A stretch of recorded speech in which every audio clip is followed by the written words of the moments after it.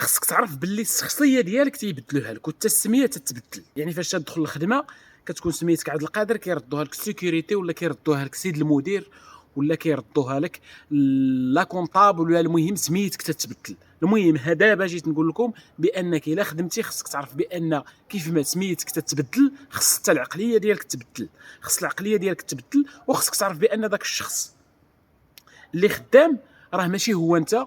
وكيخصك يعني كما تنقولوا دير راسك لاعب يعني واحد المسرحيه ولاعب واحد الدور ديال واحد السيد تيقوم بواحد المهمه معينه وتركز على هذا الهدف هذا، وغتخلي الشخصيه ديالك يعني ابار خليها في الدار.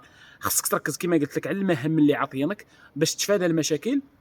وخصك تعرف بانك انت يعني في اي عمل راك تلعب غير واحد الدور، وذاك الدور راه كيسالي مع الخمسه ولا كيسالي مع السته.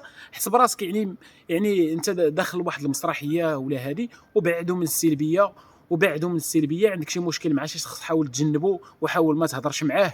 وكما كنقولوا حاول ديما تكون اليز وما تغضبش. ديما يكونوا الاعصاب ديالك مبرده، تكون الامور مزيان، وما تدخلش في النقاش. ما تدخل مع حتى شي واحد في الخدمه في نقاش حاد. حاول يعني ما تطولش الهضره مع بنادم السلام وتهضروا غير في اطار الخدمه. راه قوه الهضره بزاف كتخلق نقاش، والنقاش يعني ما مزيانش وكيولي النفس ديالك باغا ترد على راسها وباغا تقنع الاخر.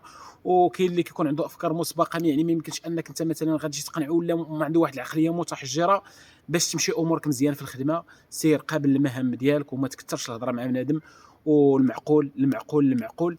وداك الشيء كما تنقولوا اللي عطاوك شي حاجه يعني خدمها. حاول تكون تقد خدمتك وحاول تبعد من المشاكل، وما غيكون غير الخير. وان شاء الله ربي غيسر لك الامور وغاتشوف الفرق ان شاء الله الا تبعتي هذه التوضيحات وهذه التعليمات اللي عطيتك.